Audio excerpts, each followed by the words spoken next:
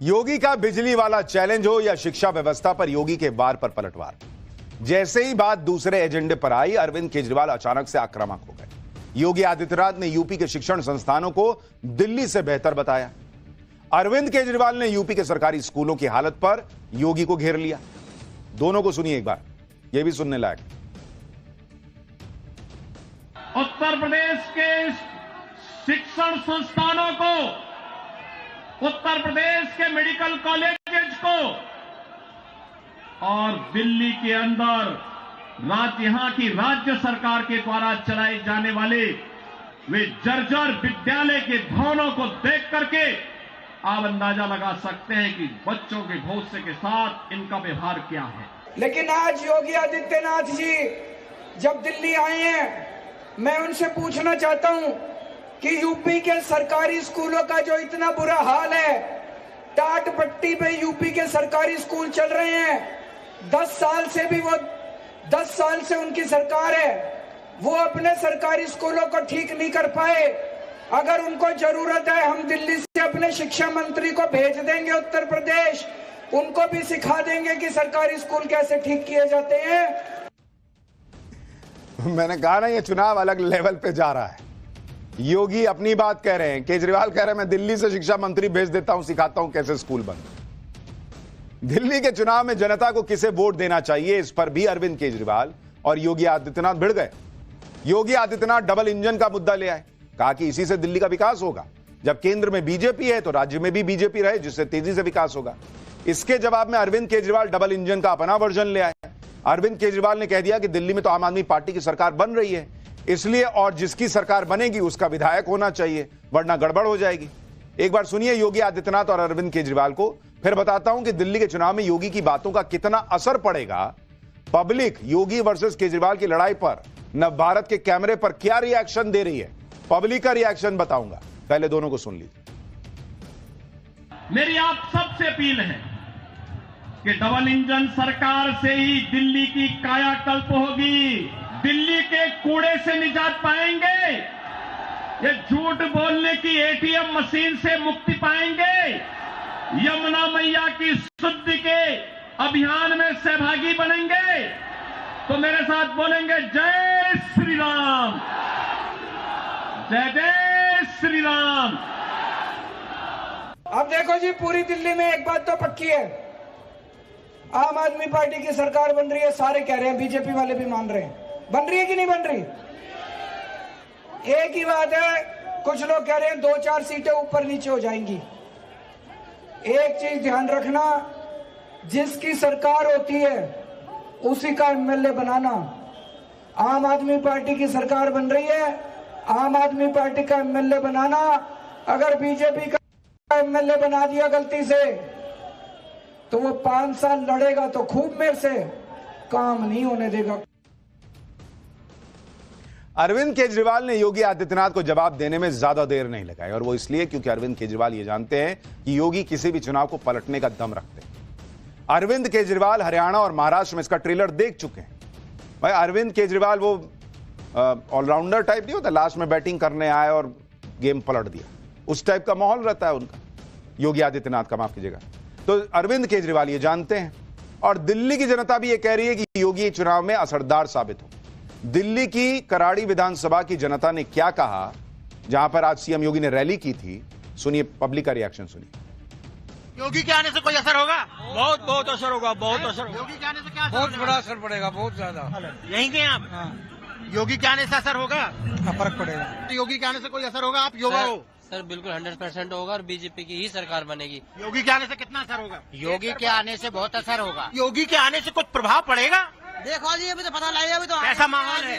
अच्छा माहौल है, खूब भीड़ भाड़ है। फर्क पड़ेगा? फर्क पड़ेगा योगी जी, फर्क भी आएगा, आएगा। योगी के आने से फर्क पड़ेगा? फर्क पड़ेगा। अच्छा आदमी है, अच्छा आदमी है। आप क्या कहना चाहेंगी? योगी के आने से फर्क पड़ेगा? पड़ेगा, फर्क पड़ेगा। कैसा लगा? अच्छा लगा, योगी आए, यहाँ का विकास कराए जब ही तो।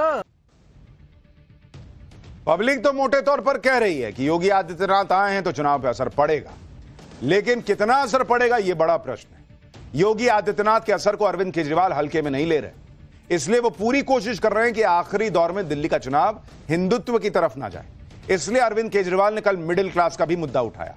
आज उन्होंने यह माहौल सेट किया कि अगर बीजेपी को वोट दिया तो दिल्ली वालों को हर महीने 18 से 20 हजार रुपए का नुकसान हो जाएगा। अरविंद केजरीवाल ने दिल्ली चुनाव में कौन सा नया दांव चल दिया, यह भी सुनिए। फिर बताता हूं कि अरविंद केजरीवाल ने दिल्ली की महिलाओं को लेकर ऐसा क्या कह दिया कि उनका बयान वायरल हो गया। फिर मैं कह रहा हूं, गलत बटन मत दबा देना। गलत बटन दबा दिया, आपका महिला का बस का सफर भी बंद हो जाएगा। तो सोचो, अगर स्कूल बंद हो गए, सरकारी स्कूल, 10,000 रुपए महीना कम से कम चपत लग जाएगी। अगर मोहल्ला क्लिनिक बंद हो गए, 4-5 हजार रुपए महीने का तो बिल है। एक छोटी सी बीमारी हो जाए, प्राइवेट डॉक्टर के पास चले जाओ, 700 रुपए तो फीस लेता है, उसके बाद दवाइयों के पैसे, उसके बाद टेस्ट के पैसे। एक छोटी सी बीमारी हो जाए, 2,000 रुपए कहीं नहीं गए। तो महीने में 5,000 रुपए आपके मोहल्ला क्लिनिक से बच जाते हैं, 2,000 रुपए बस के सफर से बच जाते हैं। कम से कम 18 से 20 हजार रुपए की चपत लग जाएगी अगर गलत बटन दबा दिया। अरविंद केजरीवाल ये जानते हैं कि दिल्ली की महिलाएं ही उनकी जीत पक्की कर सकती हैं, इसलिए वो महिलाओं को लेकर बेशुमार वादे कर रहे हैं। उन्होंने अपनी पूरी कैंपेनिंग महिला वोटर्स के इर्द गिर्द ही बुनी हुई। महिला वोटर्स को खुश करने के लिए अरविंद केजरीवाल ने आज यहां तक कह दिया कि महिलाएं पुरुषों से ज्यादा समझदार होती हैं। सुनिए अरविंद केजरीवाल का यह बयान, फिर बताऊंगा कि अरविंद केजरीवाल मंच पर गालियों की लिस्ट क्यों पढ़ने लग गए।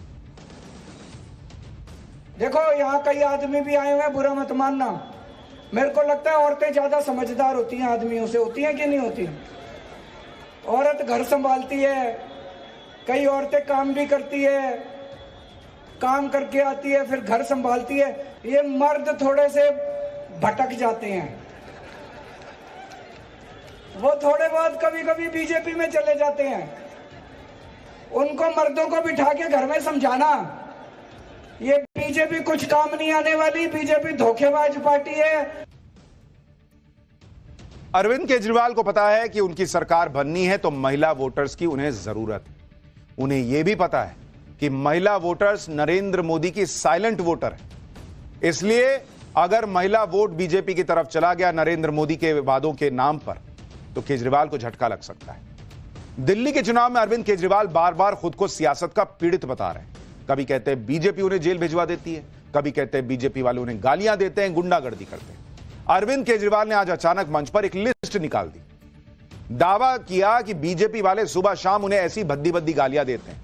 सुनिए उन्होंने कौन सी लिस्ट पढ़ के सुनाई। इतने गंदी गंदी गालियां दी है, मैं आज लिस्ट लेके आया हूं सारी गालियों की। कहते हैं केजरीवाल है, केजरीवाल आतंकवादी है, 100 कमीने मरे थे तब एक केजरीवाल पैदा हुआ था। केजरीवाल कमीना है, केजरीवाल घटिया है, केजरीवाल नवाब है, केजरीवाल घिनौना है, केजरीवाल पाकिस्तानी एजेंट है, केजरीवाल AK-49 है, केजरीवाल राक्षस है, केजरीवाल मायावी है, केजरीवाल नमक हराम है, केजरीवाल बेशरम है, केजरीवाल नमूना है। मैं बीजेपी वालों को कहता हूं, केजरीवाल जैसा भी है दिल्ली वालों का बेटा है। बॉस, केजरीवाल को पॉलिटिक्स तो समझ आती है, इसमें कोई दो राय नहीं। कोई आदमी, कोई नेता आपने देखा होगा कि जिनको गालियां पड़ी हो वो गालियों की लिस्ट लेकर आए, बताए और मुझे क्या गालियां पड़ती हैं, और उन्होंने उसको ट्विस्ट कर दिया कि मैं तो दिल्ली वालों का बेटा हूं। तो मतलब गाली किसको पड़ी? दिल्ली के बेटे को। दिल्ली में केजरीवाल की पूरी कोशिश है कि चुनाव उनके मुद्दों के इर्द गिर्द चलता रहे। इसलिए वो लगातार कह रहे हैं कि काम तो दिल्ली में केजरीवाल ही कर रहे हैं। बीजेपी का सिर्फ एक काम है, केजरीवाल को गाली देना। केजरीवाल एक एक करके उन वोटर्स पर भी फोकस कर रहे हैं जिन वोटर्स को पाने के लिए केजरीवाल और बीजेपी के बीच भयंकर लड़ाई है। इनमें महिला वोटर, मिडिल क्लास वोटर शामिल हैं। कल केजरीवाल ने मिडिल क्लास वोटर्स को लेकर कई बातें कही थी। आज वो युवा वोटर्स की बेरोजगारी की बात कर रहे हैं।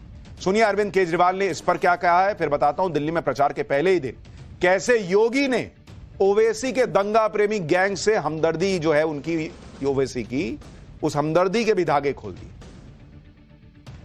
उस वक्त हम लोगों ने दिल्ली सरकार के माध्यम से कई सारे प्रयास करके 12 लाख बच्चों को रोजगार का इंतजाम किया था। आज पंजाब में हमारी सरकार है, पंजाब में मात्र 2 साल के अंदर हम 48,000 से ज़्यादा बच्चों को सरकारी नौकरी दे चुके हैं और 3 लाख से ज़्यादा बच्चों के लिए प्राइवेट में रोज़गार का इंतजाम कर चुके हैं। तो हमें रोज़गार देना आता है और हमारी नीयत भी साफ है। हमारे दिल में आपकी समस्या को लेके पीड़ा है, इसके ऊपर हम काम करेंगे, मिलके करेंगे। मैं अकेला नहीं कर सकता, मेरी टीम भी अकेले नहीं कर सकती। दिल्ली के 2 करोड़ लोगों के साथ मिलके, जैसे हमने अन्य क्षेत्रों में ऐतिहासिक काम किए, मुझे पूरी उम्मीद है अगले 5 साल के अंदर दिल्ली से बेरोजगारी दूर कर देंगे। जब सीएम योगी दिल्ली चुनाव की पिच पर हिंदुत्व और राष्ट्रवाद के चौके छक्के लगा रहे थे, तब खुद को मुसलमानों का इकलौता ठेकेदार समझने वाले असदुद्दीन ओवैसी सीधे शाहीन बाग से अपने मुस्लिम एजेंडे वाली पतंग उड़ा रहे थे। योगी आदित्यनाथ ने कल महाकुंभ में आस्था की डुबकी लगाने के बाद आज दिल्ली के चुनावी रण में ओपनिंग की, तो ओवैसी लखनऊ में जेपीसी से जुड़ी एक बैठक में हिस्सा लेने के बाद सीधे शाहीन बाग पहुंच गए। योगी और ओवैसी दोनों ही अपने अपने अंदाज में सियासी समीकरण सेट कर रहे थे। दोनों की एंट्री ने अब दिल्ली चुनाव में धार्मिक ध्रुवीकरण की जो पिच तैयार कर दी है, उस पर अगले 10-12 दिन तक जमकर बैटिंग होने वाली है। आज योगी आदित्यनाथ ने शाहीन बाग का उदाहरण देकर इसकी शुरुआत कर दी। पहले योगी को सुनिए। कैसे शाहीन बाग में इन्होंने अराजकता और गुंडागर्दी करने का काम किया था। बहनों और भाइयों, मैं तो केवल आपसे एक बात कहना चाहूंगा, आज भारतीय जनता पार्टी की डबल इंजन की सरकारें जिन राज्यों में है, उन राज्यों में आप देखिए, वहां आपको स्वच्छ वातावरण मिलेगा, एक सुरक्षित वातावरण मिलेगा, निवेश के बेहतरीन डेस्टिनेशन के रूप में उन राज्यों में एक स्वस्थ प्रतिस्पर्धा आगे बढ़ी है। यानी साफ लग रहा है कि दिल्ली चुनाव में योगी की एंट्री ने हलचल बढ़ा दी और बहुत सालों के बाद दिल्ली में ऐसा चुनाव हो रहा है जिसमें इस तरह का माहौल है कि चुनाव किधर जाएगा यह कहना मुश्किल है।